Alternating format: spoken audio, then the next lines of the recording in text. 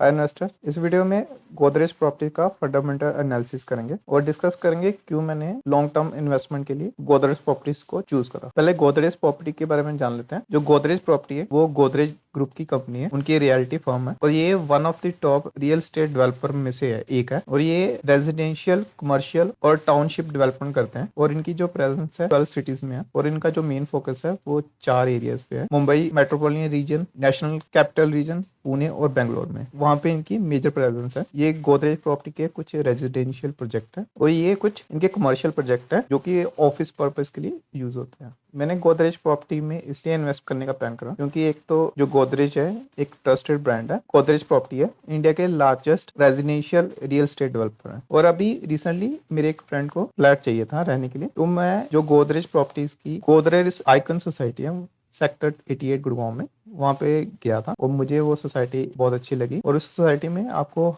हर चीज मिल जाती है। स्विमिंग पूल है, जिम है, बिलियर्ड्स है, एक्सबॉक्स है, यानी कि जो भी चीजें एक अच्छी सोसाइटी में होती हैं वो आपको हर चीज वहाँ पे मिल जाएगी। तो ऐसे में हर कोई चाहेगा ऐसी सोसाइटी में रहना। और ये जो गोदरेज आइकन सोसाइटी है इनका खुद का बास्केटबॉल कोर्ट भी है और मुझे खुद को बास्केटबॉल खेलना बहुत अच्छा लगता है, तो मुझे ये सोसाइटी बहुत ही ज्यादा पसंद आई। और गुड़गांव में गोदरेज आइकन के अलावा गोदरेज प्रॉपर्टी की और भी बहुत सारी प्रॉपर्टीज हैं जो कि बहुत ही अच्छी है और शानदार सोसाइटी है। चलिए अब फंडामेंटल एनालिसिस कर लेते हैं गोदरेज प्रॉपर्टीज का। पहले FY25 की परफॉर्मेंस देख लेते हैं। जो FY25 में इन्होंने एरिया सोल्ड करा वो 25.73 बिलियन स्क्वायर फुट था, यानी कि 29% का इंक्रीज था प्रीवियस FY24 के ईयर से। और अगर आप देखेंगे गोदरेज प्रॉपर्टी ने हर एक पैरामीटर में बेटर परफॉर्म करा है, चाहे वो कस्टमर कलेक्शंस को लेके हो, नेट ऑपरेटिंग कैश फ्लो में हो, एरिया डिलीवरीज में हो या फिर नेट प्रॉफिट टैक्स में। नेट प्रॉफिट टैक्स में कंपनी का जो नेट प्रॉफिट टैक्स है उसमें तो 93% की ग्रोथ देखी गई। कंपनी के FY25 के ऑपरेशन हाइलाइट्स देख लेते हैं। कंपनी ने जो भी गाइडेंस दी थी वो अचीव करी है, प्लस उससे काफी बेटर भी करा है। जैसे ये कंपनी ने जो डिलीवरी की गाइडेंस दी थी उसका कंपनी ने 123% FY25 में अचीव करा। उन्होंने 18.4 billion square foot area deliver करा है जो कि ग्रोथ है 47% की। और उन्होंने जो बिजनेस डेवलपमेंट है उसमें भी एनुअल गाइडेंस को बीट करा है, 132% की अचीवमेंट करी गई है बिजनेस डेवलपमेंट में। इन्होंने 14 न्यू प्रोजेक्ट्स ऐड करे जिससे कि 19 million square feet area add हुआ, जिसकी एक्सपेक्टेड जो वैल्यू है 26,450 करोड़ की है। और अभी कंपनी ने 6,000 करोड़ का QIP भी रेज करा था और QIP को काफी अच्छा रिस्पॉन्स मिला था और जो QIP की डिमांड थी वो 4 गुना थी, जो कि बताता है कि गोदरेज प्रॉपर्टी एक ट्रस्टेड ब्रांड है। और अगर आप कंपनी की बुकिंग वैल्यू की ग्रोथ की बात करें तो अगर हम लास्ट 3 इयर्स का डाटा देखें कि कंपनी की जो बुकिंग वैल्यू है वो लास्ट 3 इयर्स में 55% CAGR की रेट से ग्रो करी है और जो FY25 है उसमें 29,444 करोड़ की बुकिंग वैल्यू रही है। गोदरेज प्रॉपर्टी का जो मार्केट शेयर है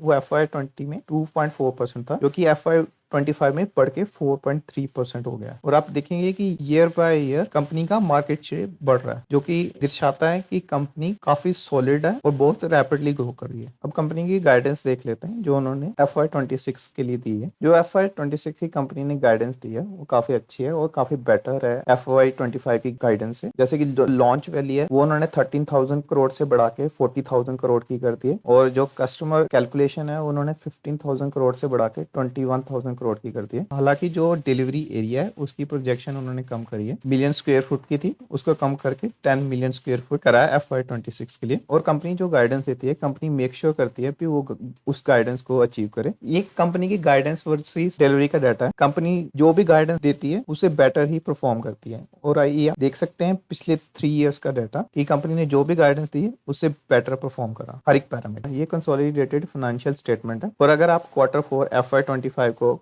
Q4 FY24 से कंपैरिजन करें तो इसमें आपको दिखेगा कि जो टोटल इनकम है उसमें ग्रोथ देखी गई है, लेकिन जो अबीटा प्रॉफिट बिफोर टैक्स है उसमें माइनर सी गिरावट देखी गई है और जो नेट प्रॉफिट आफ्टर टैक्स है उसमें ह्यूज गिरावट देखी गई है, 19% की गिरावट देखी गई है। और जो नेट प्रॉफिट आफ्टर टैक्स था Q4 FY25 का वो 382 करोड़ था। तो ये तो क्लियर है कि जो Q4 FY25 का रिजल्ट था इतना अच्छा नहीं था लेकिन इतना बुरा भी नहीं था। लेकिन अगर आप ईयर बाय ईयर कंपनी की परफॉर्मेंस देखें और आप कंपेयर करें FY25 का रिजल्ट FY24 4 के कंपैरिजन में, तो आपको हर एक पैरामीटर पे कंपनी बेटर परफॉर्म करती दिखाई गई। ये 1 डे का कैंडलस्टिक चार्ट है गोदरेज प्रॉपर्टी का, और गोदरेज प्रॉपर्टी के शेयर में अच्छी खासी करेक्शन आई थी, और इस करेक्शन के दो कारण थे। एक तो पूरे ओवरऑल स्टॉक मार्केट में करेक्शन थी तो उसका इम्पैक्ट पड़ा, और जो सेकेंडली जो क्वार्टर परफॉर्मेंस थी गोदरेज प्रॉपर्टी की वो इतनी अच्छी नहीं थी, तो उसकी वजह से भी स्टॉक प्राइस पे प्रेशर आया। बट अब गोदरेज प्रॉपर्टी के शेयर ने रिकवर करना स्टार्ट कर दिया, और रिसेंटली स्टॉक ने अपना 200 डे एक्सपोनेंशियल मूविंग एवरेज को भी क्रॉस कर दिया है। इस चार्ट को हम डिटेल में डिस्कस करेंगे नेक्स्ट वीडियो में, जिसमें मैं गोदरेज प्रॉपर्टी के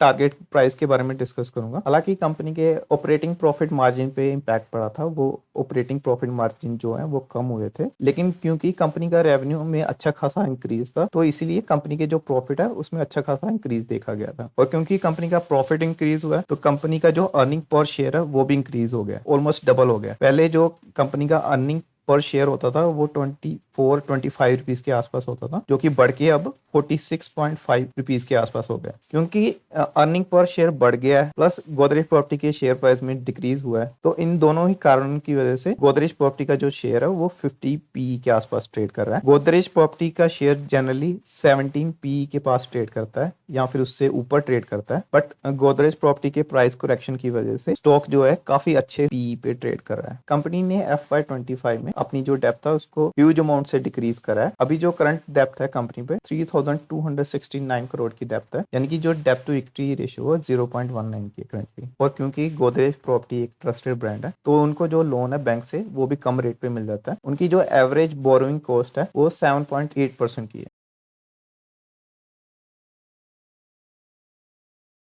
शेयर होल्डिंग पैटर्न देख लेते हैं। प्रमोटर की कंपनी में अच्छी खासी होल्डिंग है, 46.7% की होल्डिंग है प्रमोटर्स की, और जो एफआई है उनकी 13.5% की होल्डिंग है, और जो म्यूचुअल फंड है उनकी 5.5% की होल्डिंग है। और अभी जो गोदरेज प्रॉपर्टी के शेयर में प्राइस करेक्शन हुआ था उस प्राइस करेक्शन में जो प्रमोटर है उन्होंने भी अपना स्टेक इंक्रीज करा है, जो कि शो करता है कि कंपनी के जो प्रमोटर है उनको कंपनी के फ्यूचर में भरोसा है। अभी जो करंटली मार्केट कैपिटलाइजेशन है कंपनी की 71,045 करोड़ रुपीज की है, और गोदरेज प्रॉपर्टी का जो शेयर है वो 15.8 के पीई पे ट्रेड कर रहा है, और जो प्राइस टू बुक रेशियो 6.5 की है जो कि हाई एंड पे है, और जो डेप्थ टू इक्विटी रेशियो 0.19 है, बहुत ही कम डेप्थ है इन पे। तो इसलिए ये जो गोदरेज प्रॉपर्टी मुझे फंडामेंटली स्ट्रॉन्ग लगती है कंपनी, क्योंकि एक तो उन पे डेप्थ कम है, प्लस उनकी year by year performance improve हो रही है, प्लस जो प्रमोटर है उनकी अच्छी खासी होल्डिंग है कंपनी में, और जो कंपनी के प्रमोटर है वो एडिशनल शेयर्स भी बाय कर रहे हैं। तो इन्हीं सभी रीजन की वजह से मुझे Godrej property fundamentally strong company लगती है, इसलिए मैं इसमें लॉन्ग टर्म पर्पज से इन्वेस्टेड हूँ। तो ये था मेरा fundamental analysis Godrej property share पे। गोदरेज प्रॉपर्टी शेयर के रिगार्डिंग जो भी फ्यूचर अपडेट्स होंगे वो मैं इस वीडियो के कमेंट सेक्शन में कमेंट करके बताता रहूंगा, और ये मेरा टेलीग्राम चैनल है, आप इसको फॉलो कर सकते हैं स्टॉक मार्केट के रिगार्डिंग इंस्टेंट अपडेट के लिए, या फिर आपका कोई क्वेश्चन हो